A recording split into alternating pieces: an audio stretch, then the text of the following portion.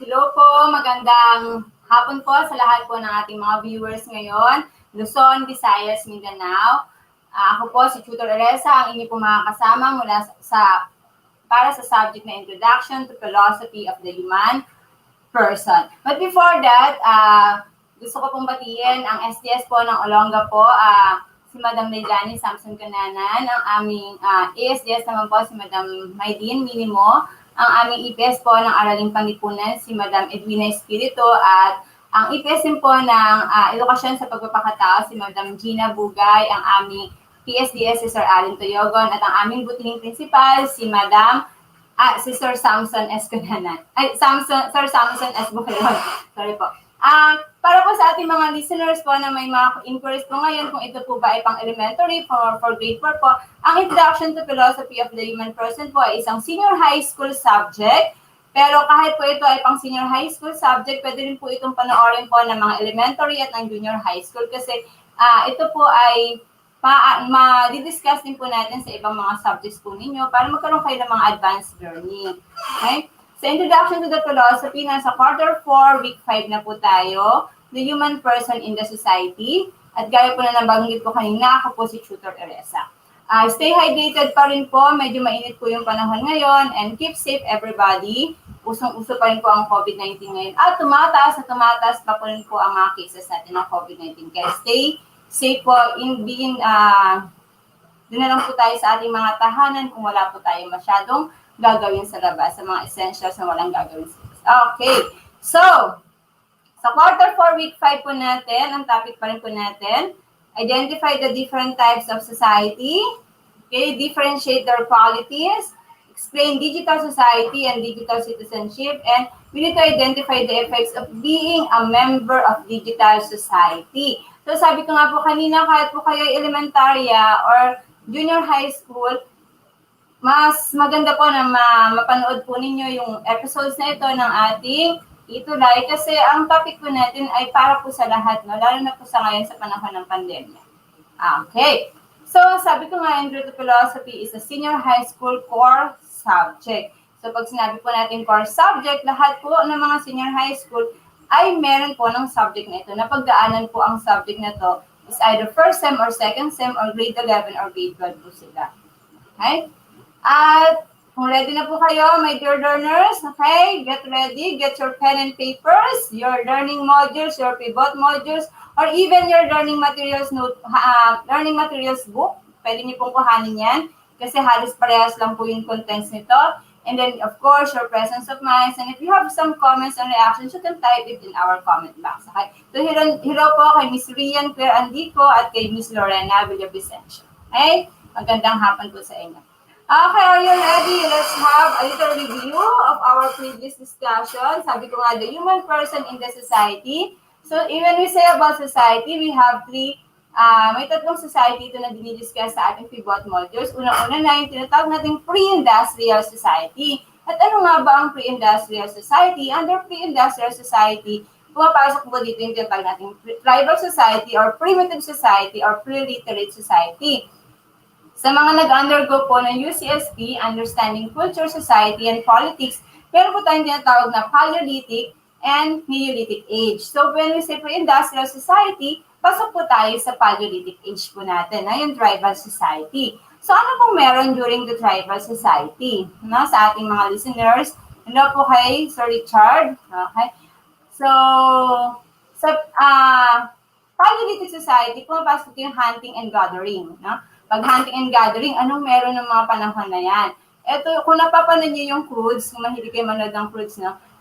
Pasok na pasok yan, no? So, sa yung hunting and gathering society. Kasi nung panahon ng hunting and gathering society, kung titingnan niyo yung mga pictures, ang source of food, source of living ng mga namumuhay ng mga tao ng mga yan, ay nag-hunt sila ng mga animals at nag-gather sila ng mga edible foods. So, yun lang yung kanilang means. Hindi sila kagaya ng panahon ngayon na kailangan nila maghanap buhay. So, nung panahon na yan, yun lang kanilang source of food, means of living, no? Mag-hunt ng mga animals and mag-gather po ng mga edible foods. Either fruits or kung ano makikita nilang vegetables na pwede nilang kainin sa paligid. At napakasimple lang ng pamumuhay during the hunting and gathering society. Kasi ang mga tao noon, wala naman silang mga malalaking bahay, no? Wala rin sila, hindi na kailangan tumira sa mga mansions or mga magagandang bahay because they are only living in, kagaya po na nakita niyo dyan, ng panahon ng Stone Age, no? Stone Age. So, ganyan lang yung mga bahay nila, parang mga gawa lang yan sa bato or mga nipa. At karamihan ng mga tao dyan ay, ang kanilang mga kasuotan ay mga simple lamang. Gawa lang yan sa mga, yung iba dyan, balat pa ng hayop, no? Yung mga tupa na kanilang nakukuha at yung iba ay halaman. So, ganyan lang ang kanilang kasuotan. So, hindi fashionable ng panahon na. Pero, napaka-simple ng pamumuhay niyan. At parang napakasarap mabuhay ng panahon na yan kasi walang pollution, no? Napaka-simple lang. Hindi mo kailangan maghanap ng maraming pera para lang may pang grocery ka or ano. Pero dyan, napaka-simple ng buhay ng mga panahon na yan. And of course, gaya nga po na nabanggit ko kanina, no? So, ganyan lang yung kanilang source of living. So, at ang isa sa pinakamahalagang contribution during the hunting and gathering society ay yung discovery of fire. Kasi dyan nagsimula yun, no? Kasi paano ba nila yung sa pag-prepare nila ng pagkain at sobrang lamig ng panahon na yan. Kaya one of the best discovery dyan yung fire, no? Pag-ano nila sa mga bato. Ginagamit nila yung bato. Wala pang mga phosphor na mapanayin. Bato lang ang ginagamit yan. O kaya yung sa araw, no? Yan. Napaka-simple ng pamumuhay niya, no? The hunting and gathering society. Most hunting was done by men. No? They worked together to bring down large animals. Yung mga elephant, yung mga tupa, or people painted herd of animals on cave walls. So, noong mga panahon na yun, uso dyan yung mga pagpipaint sa mga walls. Kaya nga yung mga archaeologists natin, na mga ang kanilang source of, ang kanilang career ay talagang more of discovery. So, may mga nakikita silang mga painted animals and sa mga cave walls. Marami yan, uso yan. Kasi yan yung mga source, yan yung isa sa mga means of communications and arts during the hunting and gathering society. And yung tools nila, early people learned to make tools such as yung spear for hunting. And yung fire, isa yan sa mga best discovery during the hunting and gathering society. They use fire to cook their foods, tsaka yun para sa pagpapainit ng kanilang katawan dahil sobrang lamig during that time. Lalo na kung mapapanood na natin yung Stone Age, talagang sobrang lamig doon ng panahon na yun. And most gathering was done by women. They gathered food like wild plants, seeds, fruits, and nuts. Okay.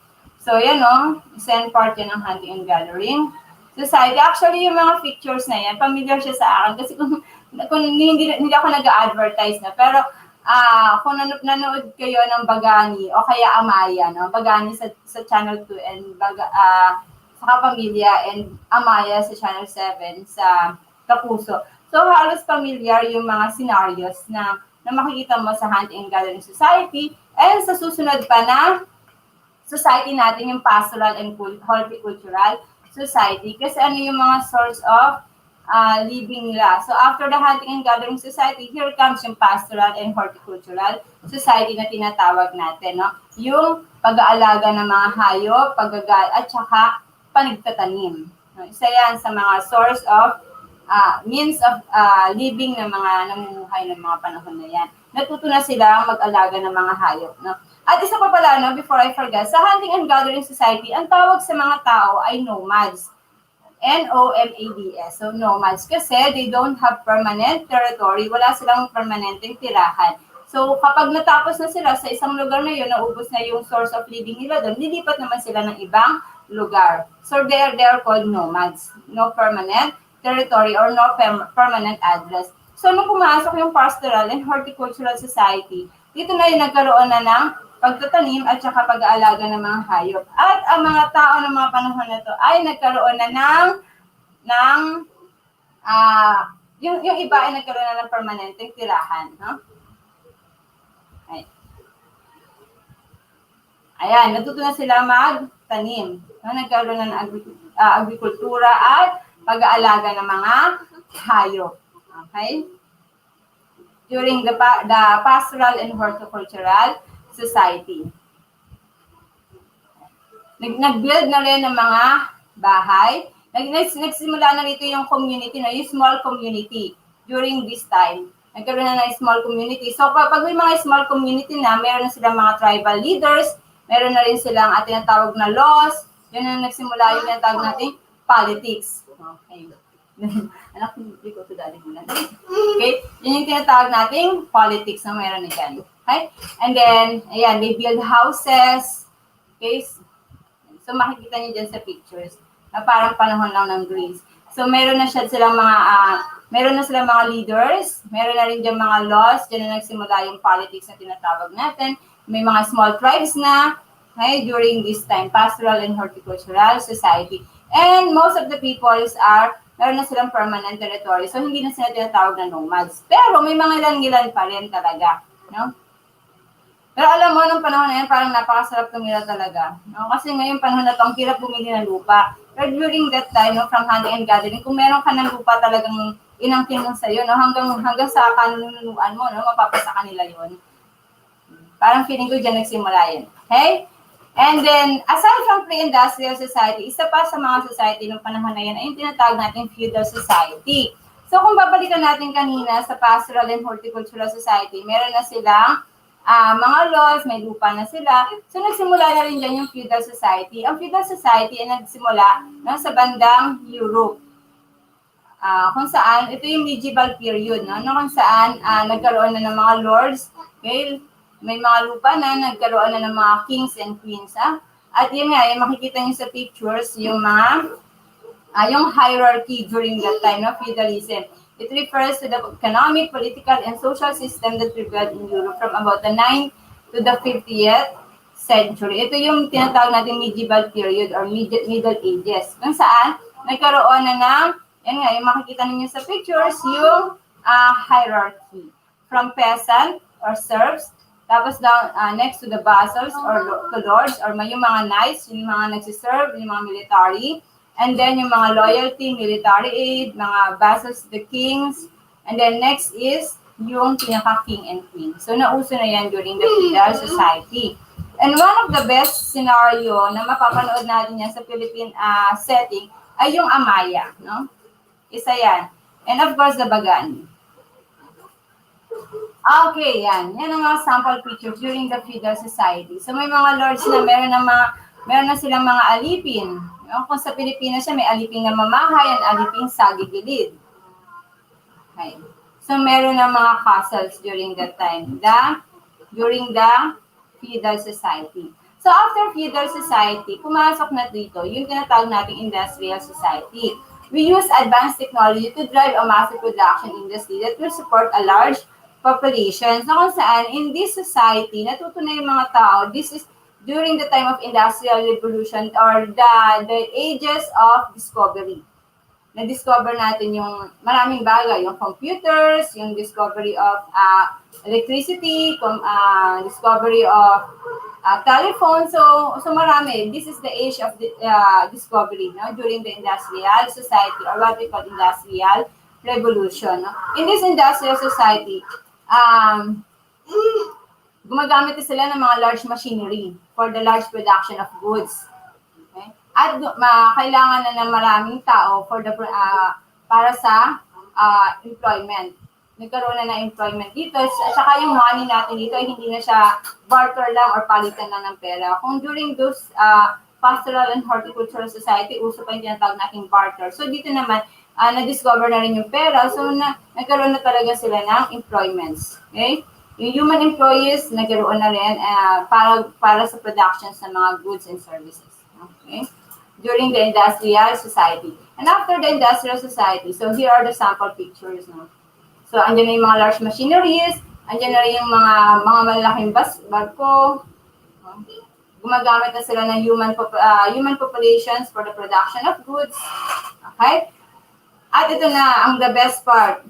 Okay, yung post-industrial society na kung saan malalaking industry na ang meron tayo. At kagaya nga nung nakaraang topic natin, there are different characteristics of post-industrial society. And one of those things ay nakafocus na sila sa mga services productions at malalaking industry na talaga. Hindi lang siya yung kagaya ng kanina. So ito malalaking industry na during the post-industrial society.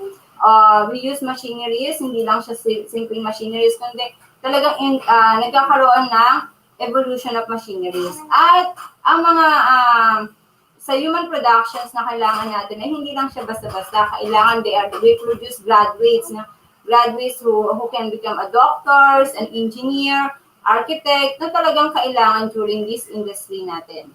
Okay? Yan. Makikita mo yung post-industrial society. So, masyado ng high-tech ang mga tao.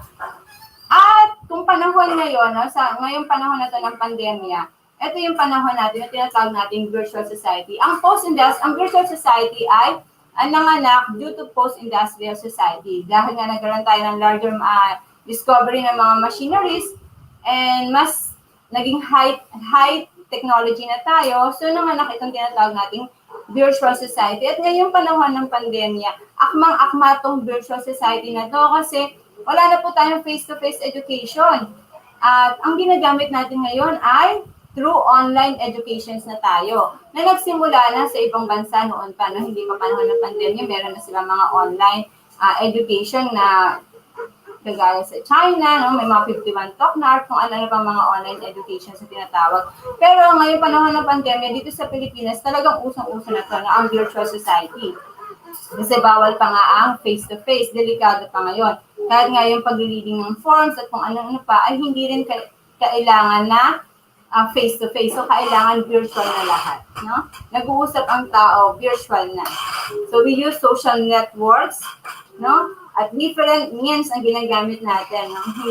Virtual social networks na tayo. Kahit ang pakikipagkaibigan nga natin ngayon ay virtual na rin. No? Through Facebook and Instagram, Twitter, may Tumblr pang tinatawag, may WeChat. So, iba't ibang means ang ginagamit natin sa pakikipagkaibigan, sa pakikipag-connect sa ibang tao. Kahit sa mga meetings natin, ay iba rin, no? Social networks natin, hindi lang siya Google Meet, meron tayong Microsoft Teams, at kung ano-ano pang mga virtual social networks natin ginagamit. Dahil ngayong panahon ng pandemya. Okay, kahit nga yung sa pagbibili mo na sa groceries, pwede mo na siyang online na rin. Pwede na rin yung Grab, yung Food Panda kapag may kailangan ka. So, everything is virtual na ngayong panahon na to ng pandemya. At sa aking palagay, kahit matapos ang pandemyang ito, ay hindi na ito mawawala. No, itong virtual society na to. Mas lalo lang siya mag-i-evolve. No? Magkakaroon lang ng mas lalong high technology na mapuproduce ang mga tao. Lalo na ngayon. Kasi nakita na natin yung scenario ngayon na talagang kailangan na ang virtual society, ang virtual world. No? So, since virtual society na nga, ngayong panahon na to, this time of crisis, this time of pandemic, so pumapasok ngayon yung tinatawag natin digital citizenship. And what do we mean by digital citizenship? No? A digital citizenship means this is a person who is knowledgeable and responsible enough to effectively use different social platforms in the internet. So, ang tanong dito, are you a responsible person when we use social platforms in the internet? Kasi sa ngayon, dahil nga virtual society na tayo, no, ginagamit na rin minsan ang internet, ang technology para makagawa ng hindi maganda sa kapwa natin, kagaya ng mga scam, panloloko, no? Nababasa natin yan sa Facebook, may mga nai-scam, kahit nga matanda na, yung kanilang retirement, na-scam pa, no? So, nakakalungkot. So, pag sinabi natin digital citizenship, this is a person who is knowledgeable and responsible enough na gamitin yung social platforms, no? Para sa pakikipag-communicate at sa kung ano pa. Hindi natin dapat gamitin ang panahon ngayon para makapanloko ng kapwa. Sana iwasan natin ito. Iwasan to kung sino man ang mga gumagawa nito. And kung my dear senior high school learners, no, dyan sa discussions natin ito, sa ating learning materials, itong digital citizenship. Kasi gusto lamang ipakita nito sa ating mga learners, sa ating mga viewers na dapat maging responsible tayo sa paggamit ng social media. No? Hindi natin ginagamit dapat ang social media sa panloloko ng kapwa o pangbubuli ng ating kaklase or kung ano man. No? Gamitin natin ang social media, lalo na ngayong panahon ng pandemya, in a responsible way. So what does this all mean then in the digital age? Nasa digital age na po tayo, no? Virtual society and the technological devices today are starting to reshape the human person and human interactions and relationships. Totoo yan. No? Kasi lalo na ngayong panahon na to, hindi na nga tayo nagkakaroon ng face-to-face interaction. So we all use devices, the different technological devices. So nagbabago na rin yung values, norms ng mga tao. No? Yung ating interactions, yung ating relationships sa kapwa natin. Actually, yung sa mga anak ko nga, napapansin ko, dati talagang naglalaro pa yan sa labas, no? Pero ngayon, ang hirap na kasi nakatingin naman sila sa cellphone. No? Maghapon, naglalaro sa cellphone, naging marunong na, may 5 years old, may 4 years old daughter, marunong na mag-TikTok. No? May 5 years old son, kung ano-ano nang pinapanood sa kanyang cellphone. So, nasa yung interactions and relationships, talaga nagkakaroon ng pagbabago. So, how does society influence our development as a person? Sabi nga, the person and the society have a very dynamic relationship in which one cannot exist without the other. Totoo. Sabi nga, kung mapapansin, kung matatandaan ninyo sa lesson 6 natin sa philosophy, intersubjectivity or pakikipagkapwa-tao, sinasabi sa lesson 6 natin that no man is an island. So, hindi tayo mabubuhay na mag-isa lamang sa mundong ibabaw. Kailangan natin ng kapwa natin. Kailangan natin ng lipunan natin. No? Para tayo ay mamuhay ng maayos, mapayapa at masaya. No? So kasi nga, one cannot exist without the others. And society influences our development as a person in various ways. No? Ang lipunan, malaki ang impluwensya nito sa ating development bilang tao. At ano yung mga influences ng society sa atin? Now, number 1 is our social norms. These are set of traits and behaviors that society considers acceptable. And our social roles, ano ba yung mga role na ginagampanan natin sa lipunan natin? No? Actions and behaviors expected to a certain individual. I am a teacher, a senior high school teacher. So ano yung role, ano yung actions and behaviors na ina-expect ng mga tao sa akin as a senior high school teachers, no? May mga ganon, social groups or classes. These are the individuals who share similar backgrounds or perform similar roles or are grouped together. We have social groups and social classes. Minsan, because of the society, hindi lang siya, kung matatandaan niyo sa different forms of society, yung feudal society, nagkaroon ng social classes, nagkaroon ng divisions from serf sa mga alipin to knights, sa mga lords, and then kings and queens. So, hindi lang nag-end doon ang social classes. Kahit ngayong panahon na to, andyan pa rin ang tinatawag nating social groups and or social classes. Yung kung familiar nga kayo sa inverted pyramids na tinatawag na sa araling panglipunan or economics, and even in UCSP dinidiscuss to, no? Yung inverted pyramids. We have the lower class, middle class, and high class, mga social class. So, mas marami ang nasa lower class, no, compare sa ating mga nasa social class, yung nasa high class ngayong panahon na to. So, sana ito yung mahirap na matanggal sa ating sistema, yung tinatawag natin social groups or classes. Kasi minsan nagkakaroon ng discriminations dito. Pero sa mga learners natin, senior high school learners, one of the best thing in our lessons is kahit may mga social groups or social classes tayo, ito yung iiwasan natin, no? Yung magkaroon ng discriminations among each of us. Kasi lalo na ngayong panahon ng pandemya, kailangan natin yung pagtutulungan, kailangan natin ng bawat isa. So, kahit ano man ang estado mo sa buhay, mayaman, mahirap ka man, or middle class ka man, kailangan natin tulungan yung kapwa natin. So, isa yan sa mga best lesson na makikita sa ating lesson or learners materials. Okay. So, may tanong po ba kayo sa ating topic? Dito po sa topic na yan ay i-end ko ang discussions on lesson 7, the human person in the society. No? So, let's have a quiz. If you have some questions, you can type it. So, hello po, Mr. Rafael Obinita. Hello po sa inyo. Okay, Sir Richard. Hello din po. So, kung wala pong tanong, tingnan natin. It's quiz time. Okay. Yan natin. Determine which form of society is referred to by the following statement. Tingnan natin anong mga society to. So, tandaan natin, no, kanina diniscuss natin. Una, we have sa tribal society, pumapasok yung hunting and gathering society. And then we have the Pastoral and Horticultural Society, the Industrial Feudal Society, Industrial Society, and then Post-Industrial Society. And the last one is the Bourgeois Society. Okay? So, yun yung mga different society na na-discuss natin kanina. Okay, number 1. Sabi, this society is based on knowledge, information, and the sale of services. Is it letter A, Post-Industrial Society, letter B, Industrial Society, or letter C, Pastoral Society, or letter D, Hunting and Gathering Society? So what will be your answer? Okay, if your answer is letter A, Post-Industrial Society, that is correct. So if you are holding your learner's materials book, you can check it at sabay-sabay nyo ng sagutan ng inyong module sa mga senior high school learners natin. No? Nasa learner's material itong mga questions na ito. Okay, the next one. This society is based on the ownership of land. Ownership of land. Nabanggit ko yan kanina. Is it A, Post-Industrial Society, B, Feudal Society, letter C, Pastoral Society, or letter D, Horticultural Society? Okay? If your answer is letter B, that is correct. So, it is Feudal Society. Number 3.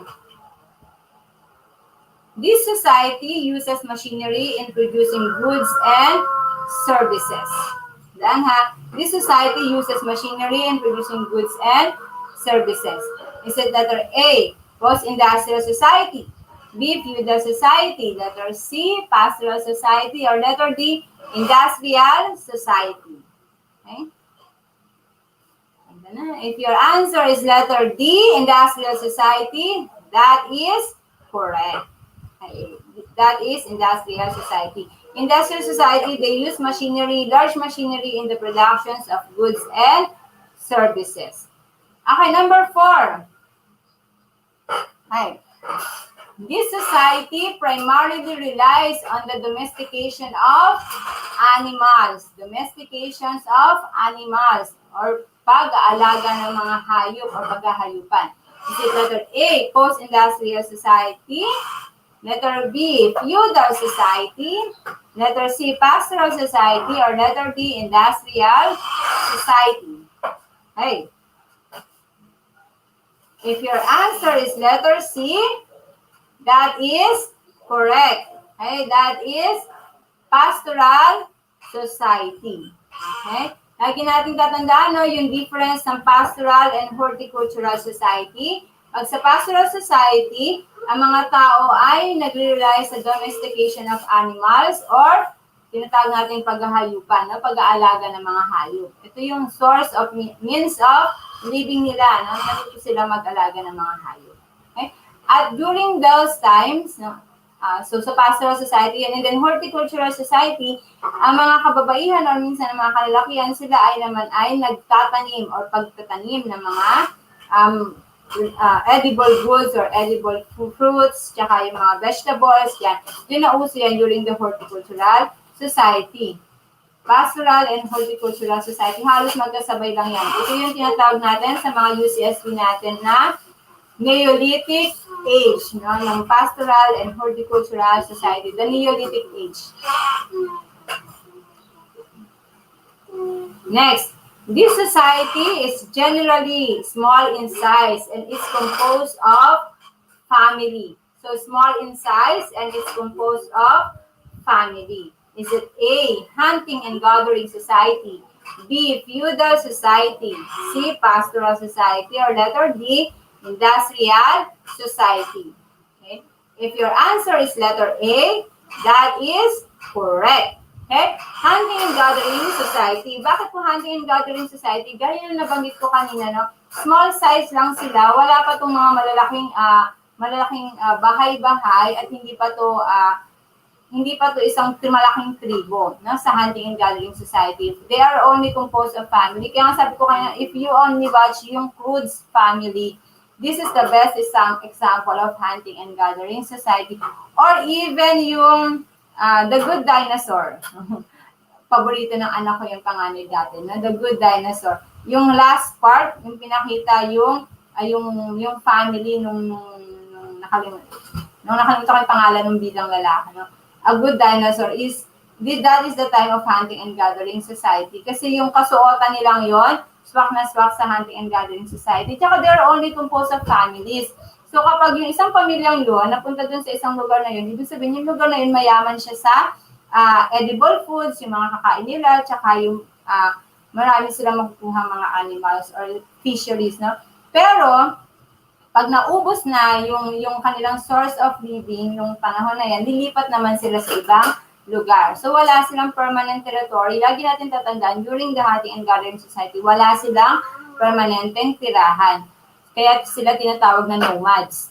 N-O-M-A-D-S, nomads. Kasi wala po silang permanenteng tirahan. So, pag naubos na yung source of living nila, aalis sila doon at lilipat naman sila ng ibang lugar. So and so forth lang yan, ganun lang yan. Hanggang sa napunta na, after the hunting and gathering society, pumasok na itong pastoral and horticultural society na kung saan yung mga tao ng panahon nito, natuto na silang mag-alaga ng mga hayop at magtanim ng mga halaman. So nagkaroon na sila ng territory, nagkaroon na ng teritoryo. At the same time, dahil nga nagkaroon na ng territory, nabuo na itong mga small tribes na to, different tribes na to. At nagkaroon na sila yung mga neighbors nila. So meron na yan ng mga panahon na yan ng Pastoral and Horticultural Society. Dahil nga nagkaroon na ng territory during the Pastoral and Horticultural Society, na-develop na itong tinatawag natin agrarian society, yung malawakang pagtatanim na ng mga halaman. Hindi lang siya simpleng pagtatanim na sa bakuran mo, no? Kundi nagtatanim na sila sa malawakan na ng mga corns, ng rice, at kung ano-ano pa na pwede nilang itanim. After that, dyan na pumasok yung feudal society, yung pagkakaroon ng lords, no, and kings and queens, yung pagkakaroon na ng pagmamay-ari ng malalaking lupain. Kaya alam mo, ng mga panahon na yan, kung nanunirahan ako ng hunting and gathering, siguro nilagyan ko na ng malaking teritoryo ang bansang Pilipinas para ito ay pagmamay-ari ko na. Joke lang po yun, no? Kasi during that time, talagang dyan nagsimula yung pagkakaroon ng pagmamay-ari ng mga lupain, na hanggang ngayon ay namamana ng kanilang mga anak. No? From hunting and gathering, pastoral, horticultural, agrarian, and then feudal society. So, napakaswerte ng mga ninuno natin ng panahon ay ng feudal society. Nagkaroon na sila ng mga pagmamay-ari ng mga iba't ibang lupain. Dahil nga may mga lords and kings and queens na dyan, so na-develop na yung iba't ibang technology natin. Nagkaroon na ng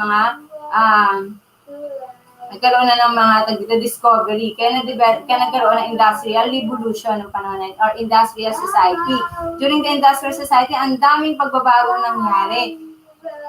Diyan nagkaroon ng mga malalaking technology. Diyan na-discover ang malalaking mga technology kagaya ng computers, the evolution of computers, at kung ano-ano pa, yung electricity na ginagamit natin ngayon, diyan nagsimula yan. Yung telephones na ginagamit natin ngayon, yung evolution ng telephones, no? At kung ano pa na-develop ng panahon ng Industrial Revolution or Industrial Society. Even yung airplanes, no? yung Twin Brothers, at mga ships na ginagamit sa barter, sa pagpapalitan ng kalakal. Kasi dati kung sa bawat isla, no, makikipagpalitan ka ng kalakal sa kabilang isla, gumagamit sila ng mga ships. No? Kung malawak yung karagatan, mga large ships ang ginagamit nila. Pero kung ano lang yung mga simple lang na mga balsa ang kanilang ginagamit. Kaya nga nung panahon na yan, nung Industrial Revolution, na-discover nila ang bansang Pilipinas. Yan, pumasok yan. Ang discovery natin. Okay. So, yan, yan nagtatapos ang ating lesson 7. Sa mga may hawak po ng module natin, ng lesson 7, the human person in the society. So, ano po yung mga lessons natin na na-discuss na? Okay, sa quarter 4, module natin, mga quarter 4, we have the module 1 in quarter 4 or week 1 in quarter 4, yung the freedom of the human person. Gaano nga ba kahalaga ang freedom natin? Sabi nga doon, we need to exercise our freedom responsibly. Maging maging responsible sa paggamit ng freedom natin. We all have freedom, pero kailangan natin gamitin ito responsibly in a way. Lagi natin tandaan, in every freedom that we have, meron tayong mga responsibilities na kaakibat. And then sa lesson, next nating lesson, yung intersubjectivity or pakikipagkapwa-tao po, no? Minsan tinatanong ng mga estudyante kung ano po ibig sabihin ng intersubjectivity. Ano sabi ko sa kanila, intersubjectivity is pakikipagkapwa-tao. Paano ka ba makipagkapwa-tao? Yun ang lesson na yun sa lesson 6 natin. So, sabi nga doon, no man is an island, hindi tayo mabubuhay na mag-isa lamang. Kailangan natin ng ating kapwa. At hindi natin pwedeng sabihin na me, myself, and I. No? Dapat, me, myself, and others. Laging kailangan natin yung others natin. Isa yan sa mga magandang topics sa lesson 6, intersubjectivity. And eto na, no? Second to the last na to, the human person in the society. Dahil nga kailangan natin ng ating kapwa sa lesson 6, so kailangan din natin ng ating society, ang ating lipunan. Kasi ang tao ay hindi lang nakapalibot sa kanyang tahanan, kailangan din niyang lumabas sa kanyang tahanan at pumapasok dito yung kanyang lipunan, ang kanyang komunidad. No? Kaya nga, dinidiscuss yung different types of society para maintindihan natin saan ba nagsimula itong mga lipunan na to at paano ba tayo nagsimula bilang isang tao at paano tayo nag-i-evolve bilang tao sa ating lipunang ginagalawan. Kaya napakahalaga po ng mga lessons na to sa ating pag-aaral sa Introduction to Philosophy of the Human Person. No? So malapit na po tayo mag-end. Isang topic na lang, isang lessons na lang, okay, the human person towards your impending death. Hey, so if you have any questions, if you have comments and suggestions, you can email us at edtech@deped.gov.ph. At hello po sa lahat po ng SDO Olongapo City, sa aming SDS, si Madam Lailani Samson Cananan, ASDS si Madam Mylene Minimo, EPS po ng Araling Panlipunan si Madam Edwina Espirito, at EPS po ng Edukasyon sa Pagpapakatao sa Maging Nabugay, at ang aming school head po, si Sir Samson S. Bukiron. Okay? At sa lahat po ng teachers ng New Cabalan Senior High School, magpalakas po tayo. Okay? Stay hydrated, magpalakas, be healthy, take vitamin C, at yun lamang po. Thank you po sa lahat po ng nanonood sa atin. Maraming salamat po. Magandang hapon po. Bye-bye.